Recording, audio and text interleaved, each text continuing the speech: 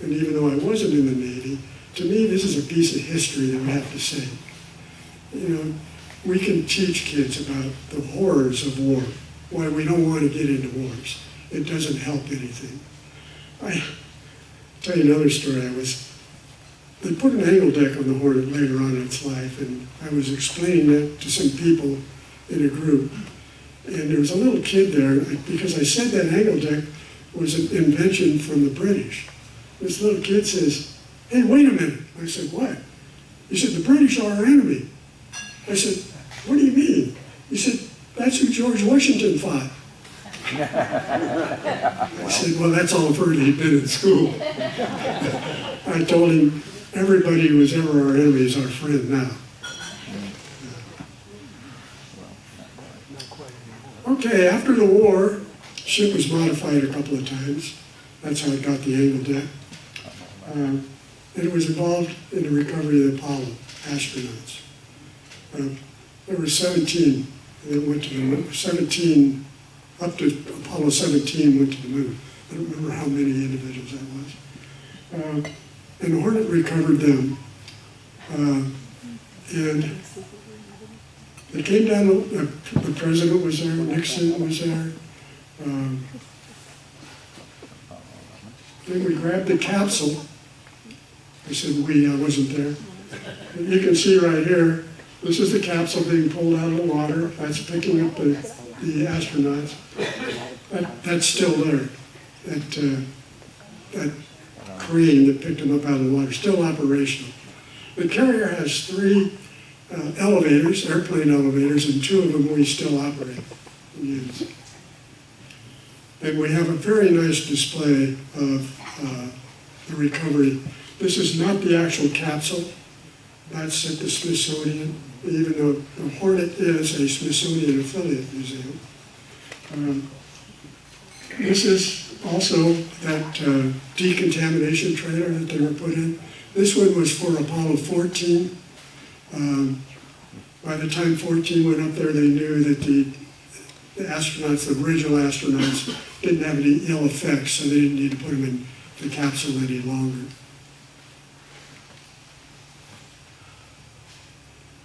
So let's talk a little bit about how Hornet became a museum. This is kind of an interesting story. It was decommissioned in 1970, the Hornet, and it was taken up to Bremerton, Washington. It was up there 20 years. 1990, the Navy sold it for scrap. And they towed it down here to San Francisco Bay over to Hunters Point, where the scrap company was going to scrap it.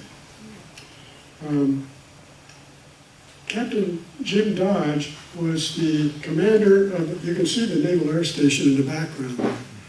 I don't know if you all knew that there used to be a very active Naval Air Station here in Alameda. And it was being decommissioned. So he saw the Hornet go over there. And he went over and talked to him and said, can we bring it over and tie it up to our pier? Because we want it for the celebration of the closing of the base here. And so he had it brought over and tied up right where it is now. And, whoops, I want this one. So the Navy had to reimburse the company because what happened is Captain Dodge found out that it had been awarded a National Historic Landmark when it was up in the Pacific Northwest. Somebody tried to make it into a museum, and they applied for National Historic Landmark status, and it was given to them. So a judge ruled, Navy, you cannot scrap a National Historic Landmark. So we were able to raise enough money, we Californians were able to raise enough money to make it into a museum. The Navy still technically owns the ship, and that's what they do when you become a museum. Okay. And they come and inspect it once a year. We have to show them around. They've never been on a World War II aircraft carrier. I'm going to take you aboard here. When you come into this deck. This is called a hangar deck. This is where airplanes, after they land, they would come down one of those elevators, be towed through, refueled, minor repairs done on it. And that's a hangar deck. The specialty tours we do, I didn't mention this when I was talking about tours, but we do other tours from there. Not a docent-led tour, it'd be a docent, but these tours are not docent-led tours. But that's a list of them. We do a lot of different tours. My daughter asked me, well, Dad, you didn't put the ghost tour on there. Because there's people who believe there are ghosts on the ship. And we have docents who believe there are ghosts on the ship. And there's a ghost tour. Well, it says right there, Gray Ghost Encounters. But history, mystery, all of these are typically overnight tours. Not all of them, but some of them are. There's tours led by docents. This is the ones that we do, like I go there every Saturday and I do one of the tours. But we do one in engineering. That's where we take you down to the engines, talk about the power of the ship that I already mentioned briefly. And we talk about, or take you down to the boiler room, show you the boilers. I used to have pictures there. I almost pushed a button. We talk about, they say that the nuke carriers are nuclear powered. They're not, they're steam powered, just like this one is. This is steam powered, it made its steam with boilers. The nuclear reactors make the steam for today's ships. Weapons tours, show you the weapons, take up to the guns, talk about the guns, the airplanes, they're a big weapon, the torpedoes, and we go down to the nuclear, where the nukes are, their magazine. Sailor's Life is where we do the whole third deck, where you can show you the brig. Bad sailors might get thrown in the brig. And various things along there, where the sailors eat, where they sleep, etc. And then we do an island tour. That is in that big building up at the top. One of the things I had in here that I didn't have enough time that I'd love to show people, it's how you land on an aircraft carrier. How did these guys do that? From the time when it was a propeller airplane to the time when it was jets. 2 different ways of landing on an aircraft carrier. So that's a very interesting tour. Here's some of the airplanes that we have aboard. We have a group of fighters that are both World War II. See, this is a World War II. This is a World War II dive bomber. I'm sorry, torpedo bomber. We don't have a dive bomber. If you find one, go ahead and buy it for the museum. I think they sell for about $3 million. And this is a fighter. That one particularly is not a fighter, but it's identical to a fighter. This one was a practice, where they practiced in World War II on Lake Michigan, landing on a barge.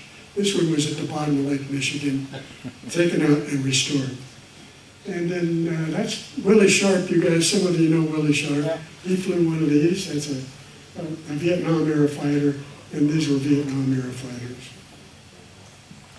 Yeah. And then in the movies, we got a couple. We got this one that was in,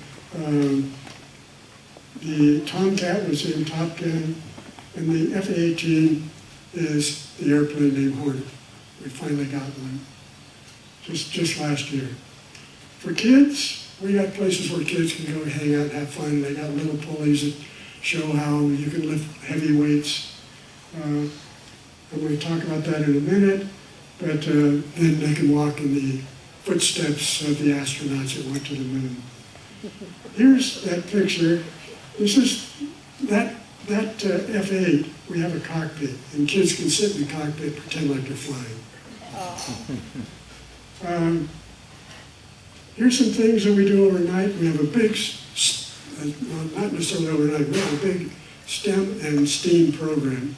This is just a listing of some of the things we do. Mostly it's people from the local area, because people from here have to pay to get there. We don't have the money. This is something we can talk about, how we can send people from Livermore to go to a STEM program on the Hornet. And then for diversity purposes, we have an African American exhibit. This Japanese 442 regiment, the Japanese fought on the side of America over in Europe. And there's an exhibit to there. So, this museum couldn't run without volunteers. So I have a list of volunteers all along here, volunteer jobs. If there's one that suits your fancy, just contact me and I'll be happy to help you file for one of those jobs. Because we need the money. I want to tell you this. Okay, the Navy, even though I told you they own it, they don't give us any money. And neither does the state, even though we are a historic monument in California.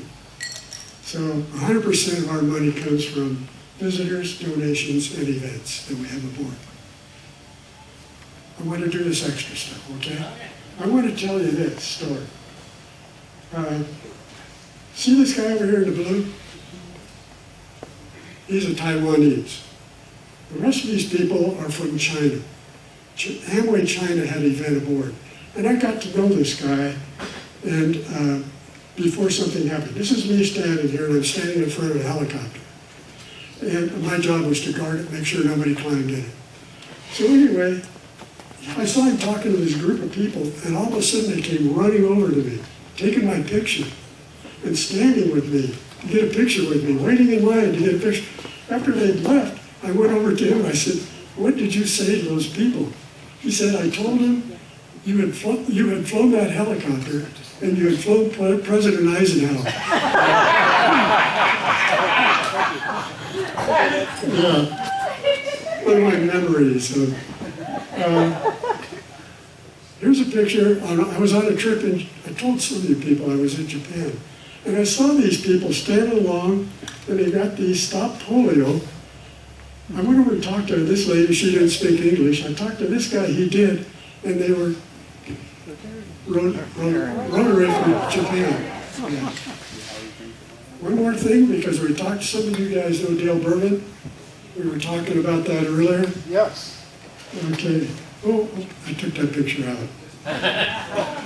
I had a picture of the book that Dale helped me put together. So anyway, thank you. Any questions?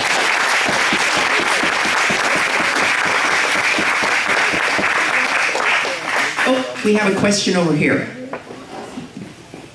Yes. I'm coming. Is the Hornet the most awarded aircraft carrier? It seemed like it got so many awards, so is it the most decorated? Well, no, there were other carriers that were decorated also. I can't say that it was the most. It was one of the most. Some of them didn't get decorated at all. There were none of these are Essex class carriers. A class means you draw a blueprint, you build a ship out of that, and then they name that ship, and every other ship that uses that blueprint is called a class. So the first of this class was Essex, so they're all Essex class. And all of those, none of them were sunk in World War II. You saw that one class, the first CVA, it was sunk, and some of those were sunk, but none of the Essex class.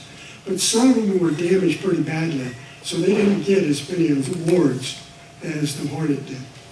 Good question. So, in the back, the ship's getting to be 80 some odd years old now, and is it, what's sort of keeping it afloat? You'd think that, you know, at that sort of time frame, you'd be required to do quite a bit of work on it to keep it floating even. Yeah. Let alone, you said a lot of the equipment in there still works and is kept in operational form.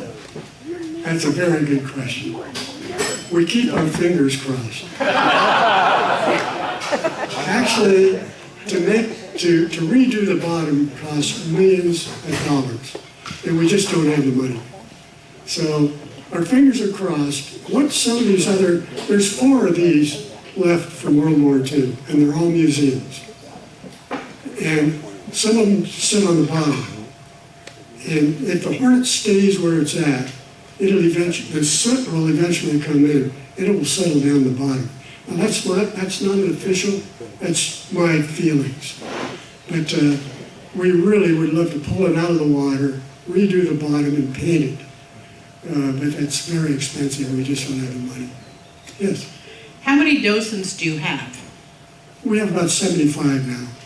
And how close is this carrier to the Ticonderoga and the rest of them? Were they all built at the same time? Not at the same time. In the Are same, they exactly the same? well, I don't know what the other ones were. They were all built in Newport News, Virginia, and during the war. The Midway that we know about down in San Diego, that was built for World War II, but it wasn't finished until the end of the war, until after the war was over. But Tycho and all of those, I don't know the dates of there. Okay. All right. Before you go, wonderful presentation, and we'd like to give you a donation of $500 to go to. And Thank you very much.